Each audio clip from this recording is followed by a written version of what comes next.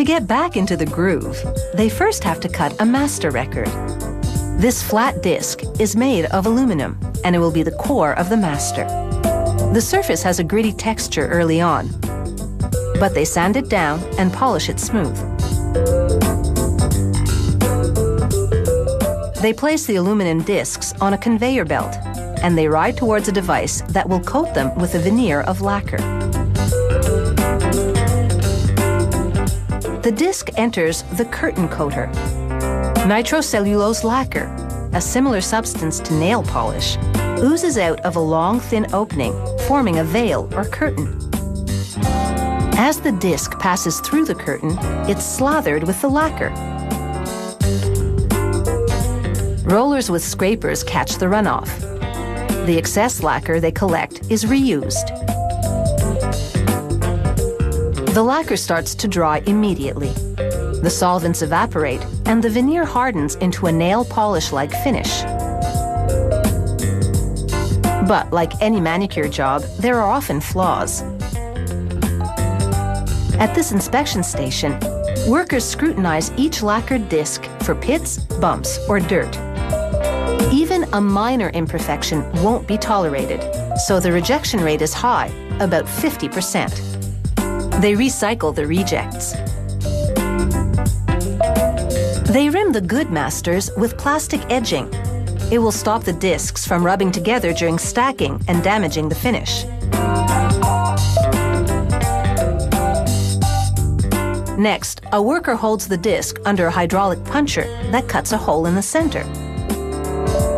Then, handling it carefully so he doesn't disturb the finish, he places it on a spindle. A robotic arm slides a plastic ring down the spindle, depositing it around the center hole of the disc. Like the plastic edging, the ring will also space the discs apart. Now, the master discs are ready to take a trip to the studio.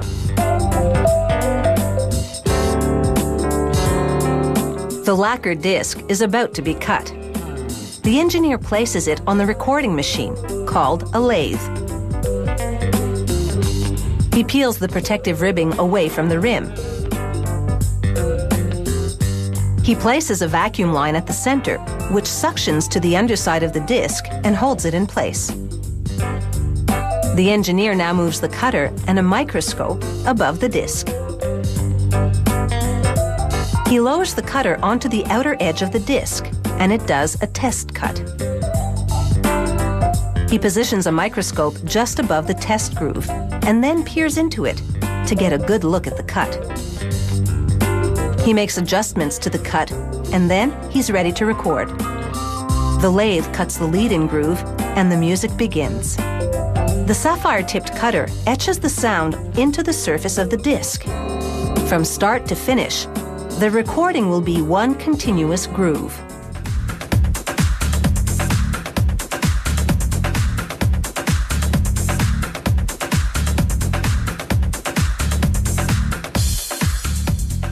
A computer monitors the cutting and adjusts the spacing between the grooves where needed. A little vacuum draws up scrap as the cutter carves the groove. Some believe this sound is warmer and has more depth than digital recordings. But making music fit on an analog disc is sometimes challenging. To reproduce bass, the cutter has to make big, wide grooves that take up a lot of space. And although the grooves can touch, they can't cut across one another. At the end of the recording, the cutter lifts and the master disc is ready for inspection.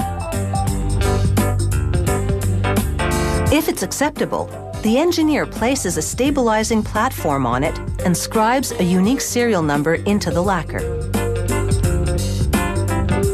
Soon, this master disc will be making an impression.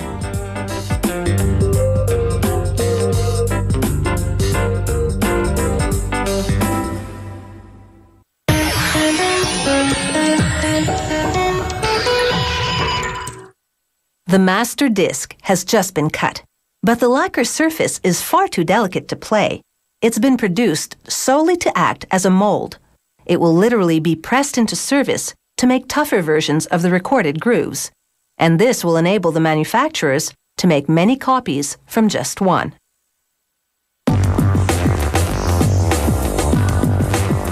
In the next step, they wash the lacquer disc with soap and water.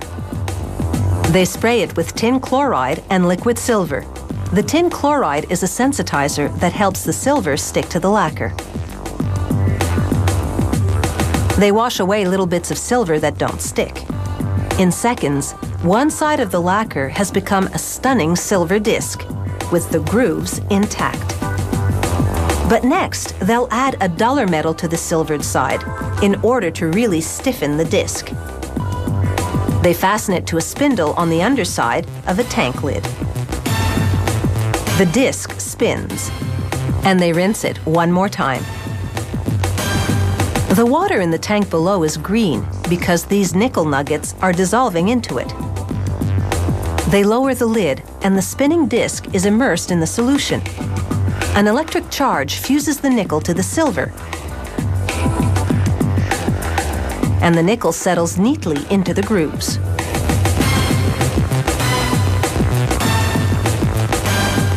Now they remove it from the tank and pry the metal layer away from the original lacquered disc.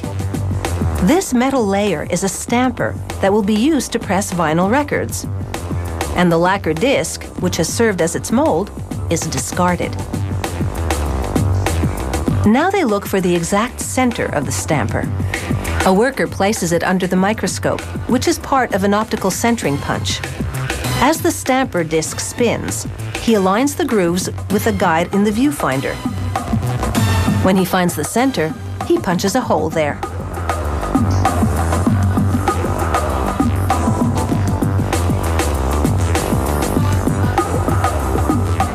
Next, they clamp the stamper disc into a trimming machine. The disc turns, and a cutting wheel trims the edge, cutting the stamper disc to a diameter of 32 centimeters. Now the stampers are ready to make their mark. But first, the labels must be prepared. A punch bores into the center of a stack of them, making holes.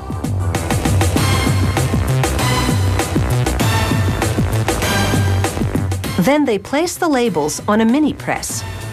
It rises to another cutter, which rounds them out.